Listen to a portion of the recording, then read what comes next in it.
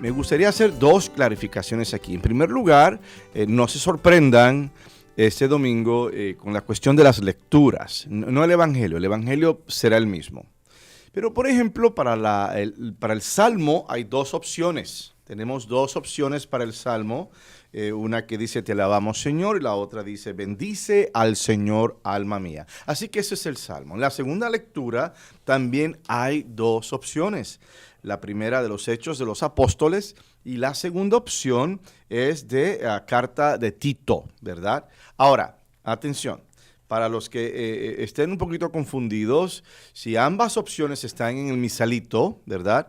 Asegúrate con el sacerdote, padre, ¿cuál vamos a seleccionar? Su homilía, ¿en cuál está basada o cuál trabaja mejor para su homilía a la hora de proclamar la palabra? Eso es muy, muy importante, así que no se me confundan. Simplemente saber que hay otras opciones. Si le toca leer, asegurarte de cuál debes de leer a la luz de la homilía para ese día con el sacerdote.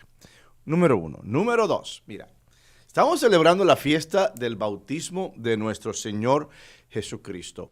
En el bautismo, nosotros nos incorporamos al cuerpo místico de nuestro Señor Jesucristo. Somos el cuerpo de Cristo, dice el himno. Y entonces eres parte de una realidad mayor a la que uno es sin ese bautismo.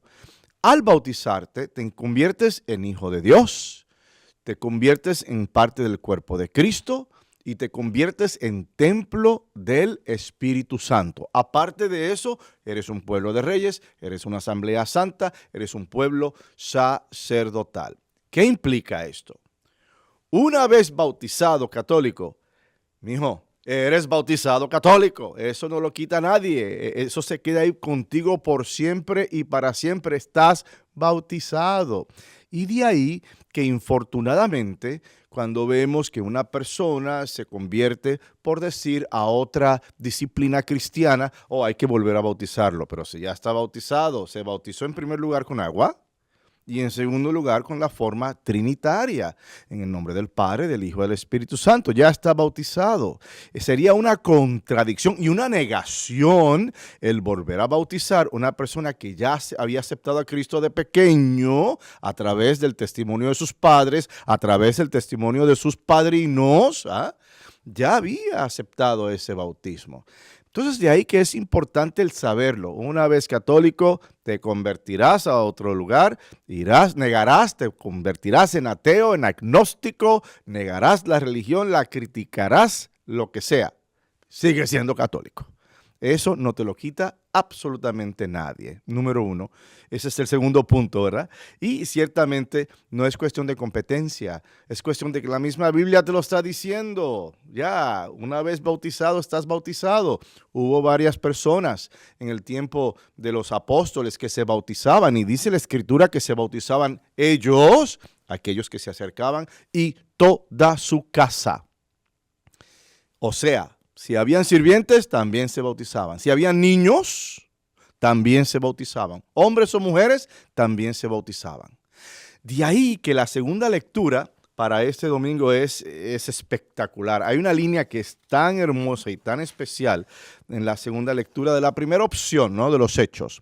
En aquellos días, Pedro se dirigió a Cornelio y a los que estaban en su casa con estas palabras: ahora caigo en la cuenta de que Dios no hace distinción de personas, sino que acepta al que lo teme y practica la justicia, sea de la nación que fuere. Y de ahí que el rol de los papás y de los padrinos es muy, muy importante. No es cuestión de llevar al niño a la pila bautismal y ya. No regreso a la misa, no regreso a la iglesia. No, esa fe tiene que ser fortalecida, tiene que ser enriquecida, tiene que ser alimentada por tu testimonio, papá y mamá que me escucha, y por tu testimonio, padrino y madrina. La gran mayoría de las personas, muchos, dejan la iglesia por diferentes razones. Una razón en particular es porque no la conocen. Porque si conociéramos la riqueza y la bonanza de nuestra iglesia, los consuelos de la Virgencita, la ayuda de los sacramentos, la historia tan grande que tenemos, nuestras escrituras, nuestras devociones, nunca la dejaríamos. Pero bueno, hay que buscar la salvación de diferentes formas y maneras. Y por encima de todo lo que he dicho, recordando que Dios es un Dios de misericordia y es un Dios de amor. Luego entonces, en las bancas del río Jordán, los espectadores, algunos pescadores, algunos agricultores, jóvenes, ancianos, se acercaban a San Juan Bautista. ¿Qué sabemos de San Juan Bautista? Pues su padre fue un sacerdote, su madre fue Santa Ana, prima de la Virgen María. Entonces estaban relacionados de esa forma. Sabemos que fue al desierto a meditar y que del desierto él sale con esta noción del llamado a preparar el camino del Señor. Y las personas en esos días, como en estos días, se la pasaban buscando contestaciones, buscando la verdad, buscando cómo resolver esta inquietud que tengo en mi corazón. Y en un momento dado, estos individuos tuvieron un encuentro con Dios y consigo mismo. Tuvieron ese encuentro que los llevó a bautizarse, a purificarse, a ser parte del plan y del reino de Dios. Y en un momento dado, haciendo un alto en sus vidas, cambiaron el orden de los eventos de su existencia, aceptando un bautismo de purificación, iluminación, liberación. Buscaban su salvación y la encontraron. Luego entonces, fue así donde Jesús, desde el anonimato de su vida privada en Nazaret, se mueve a la luz maravillosa de su ministerio público. ¿Qué sabemos de Jesús? Jesús es criado en Nazaret. Nazaret, 1 hora o 2 horas, no estoy seguro, al norte de Jerusalén. Y Jesús trabajando en el taller de su padre era carpintero, seguramente también cuidando de su madre. No sabemos más información del papá de San José, seguramente falleció. Y pues Jesús, entrando en esta disyuntiva, en este conflicto, ¿quién soy? ¿En qué dirección voy a ir? ¿Qué voy a hacer con mi vida? ¿Cuál es mi identidad? Entra a nivel humano. A nivel divino ya sabía, pero a nivel humano todavía estaba creciendo en esa identidad. Decide ir al desierto. Y ahí viene la cuaresma, nuestra celebración cuaresmal. 40 días y 40 noches de Jesús, oración, ayuno, abstinencia. Y esa experiencia le permitió a Cristo encontrarse consigo mismo y decir, no, aquí hay una misión. Yo he venido al mundo con un propósito. Seguido a esa experiencia de oración, va y se encuentra en las aguas del río Jordán con su primo San Juan Bautista, que estaba bautizando. Entonces, a nivel humano, él dice, voy a recibir este signo, este símbolo, que para nosotros es un sacramento, ¿no? Un momento de encuentro con Dios. Voy a recibir esto no porque lo necesite, sino porque es una forma física, ¿no? Visual, de dar ejemplo de lo necesario que es el bautismo para la salvación. Y fue con ese bautismo donde se abre la vida de Cristo a un ministerio público. Antes de esto, él tenía una vida como cualquier persona privada en Nazaret. Pero fue precisamente esto lo que abrió esa puerta, abrió esa realidad de un ministerio público. Como signo de tal realidad, se deja bautizar por San Juan Bautista, como dije, no porque lo necesitase, sino para establecer el ejemplo de lo necesario para adquirir la salvación. A veces predicamos con palabras, bueno, siempre predicamos con palabras, pero también hay que predicar con el ejemplo, que en ocasiones tiene mucho más peso. Y la gente te presta atención por lo que haces en vez de lo que dices. Y de ahí que el ejemplo de los padres para los hijos, de los padrinos para los hijos, de los sacerdotes, de las religiosas para su pueblo es importante.